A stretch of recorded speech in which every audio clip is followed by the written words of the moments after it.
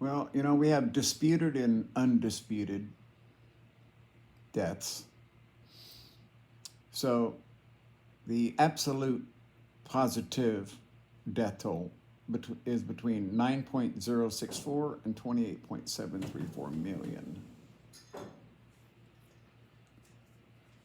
Here you go. Thank you, baby. I needed that.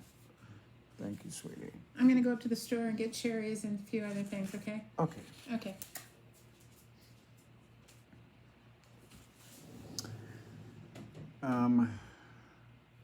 However, if you widen responsibility to mean any mass atrocity caused by largely Christian societies, regardless of motive, then the death toll of Christianity would ascend to 82.069 to 106.734 million deaths. This is more or less equal to 85 million deaths from, communism, described in the Black Book of Communism. It all gets blamed on atheism. But the most notable events, we can't always go by the Old Testament, but because we don't know that any of that's true. It's been so plagiarized and changed and altered. The church altered it. Rich white people altered it, like they're trying to do today. The massacre of the Canaanites, genocide, basically.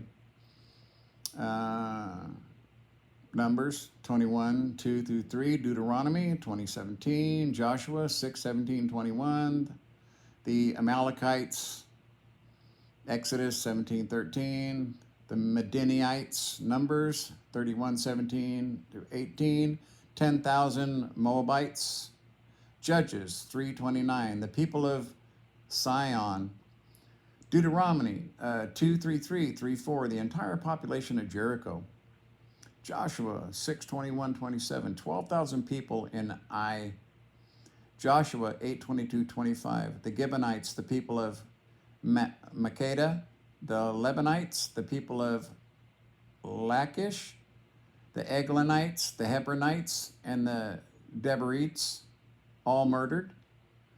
Joshua 10:10-39, and the Anakim, Joshua 11:21, 23, not to mention dozens of other massacres that God told them to go and perform, because, of course, that was their land, because, if you don't believe in our God, then you're a heathen and you deserve to die. And we're going to take all your shit. Well, guess what? That hasn't changed much. So we're just gonna leave that as fake history right now, okay?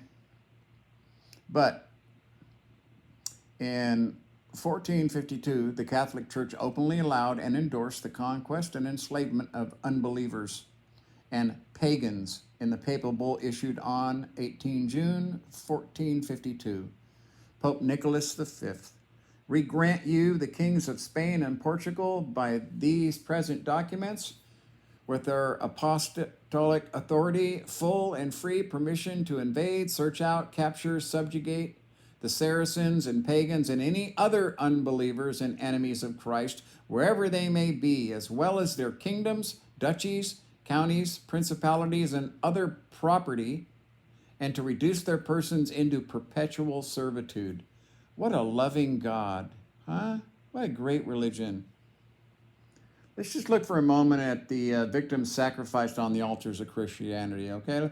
How about Moloch? 1 million perished during the early Arian schism, 1 million during the Carthaginian struggle, 7 million during the Saracen slaughters. In Spain, 5 million perished during the 8 Crusades, 2 million Saxons and Scandinavians lost their lives in opposing the introduction of the blessings of Christianity. 1 million were destroyed in the holy wars against the Netherlands, the Waldenses, the Huguenots. 30 million Mexicans and Peruvians were slaughtered ere they could be convinced of the beauties of Christianity.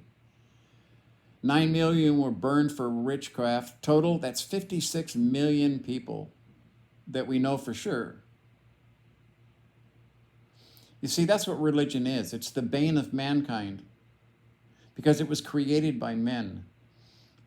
The most important thing that I can talk about in my near-death experience is that I was shown and told in a number of ways that you can't even imagine with your human mind how evil religion is. That it's meant to control. Men of power want to control everything.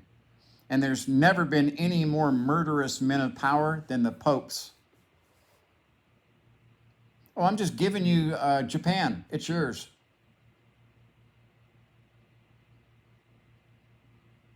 See, this is why I hate religion in all of its forms, okay? The God that I was shown was nothing but love and understanding and had in every way that God tries to help and save us. Not from the ideals that love is weak. There's nothing stronger than love. Nothing. All of the deaths and the murders and that I'm talking about were all men conquering other men, and they justify it through God. None of them knowing any history. None of them know anything about history. They don't want to know about history.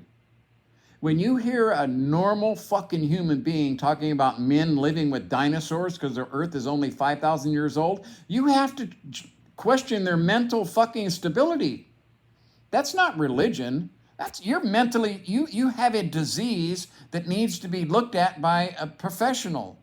If you believe that and truly believe that, okay, then you're a member of a cult and you need to be deprogrammed.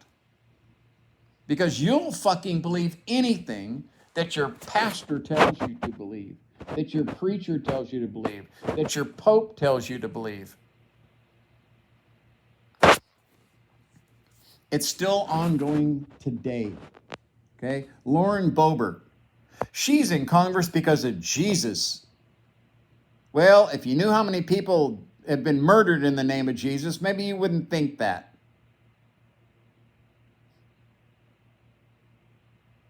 Absolutely disgustingly horrifying, okay? The number of people murdered in the name of God is just staggering.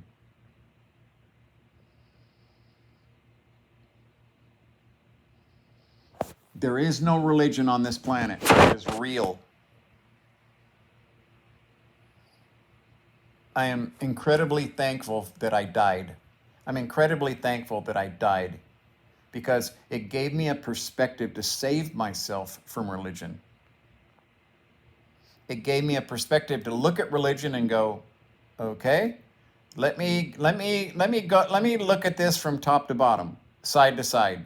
Oh, that's fucking ugly. That's what happened every time.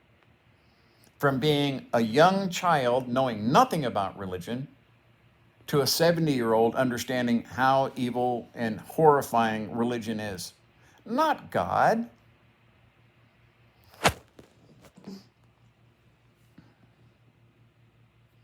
Let's take a look at what some of the smartest men, let me see. Brilliant mind, here we go. Everyone who is seriously interested in the pursuit of science becomes convinced that a spirit is manifest in the laws of the universe, a spirit vastly superior to man, and one in the face of which our modest powers must seem humble. Albert Einstein. All matter originates and exists only by virtue of a force which brings the particles of the atom to vibration. I must assume behind this force the existence of a conscious and intelligent mind. This mind is the matrix of all matter. Max Planck. By the way, the founder of quantum theorem. The total number of minds in the universe is one. In fact, consciousness is a singularity, phasing within all beings. Erwin Schrödinger. The list goes on and on and on. Okay? The more intelligent and rational the mind, the more it understands that it's not about religion, that it is about an overwhelming design of the universe. And people that want to argue and fight science, they just want to fight knowledge, because science isn't a thing. It's not a thing. There's no science, and here it is, put it on a plate and cut it in half. There's no such thing. Okay? Science is simply something that has been proven over and over and over and over again to be absolutely 100% true. If I drop this, it will fall. Why? Well, because many before me and many after me will be working on gravity. But we know beyond a doubt that if I drop this, it's going to fall down. You see, but quantum mechanics tells us, right? Science tells us, as strange as it may seem, that if I let go of this, there's no law of physics that says it can't go up. Bizarre, huh? That's why Einstein said it's beyond us. Okay? So that's my rant on religion today, because every time I see the number of dead, it horrifies me. It shakes me to my core that those people right fucking now want to run our democracy into the ground so that they can kill a few million people for not believing in Jesus.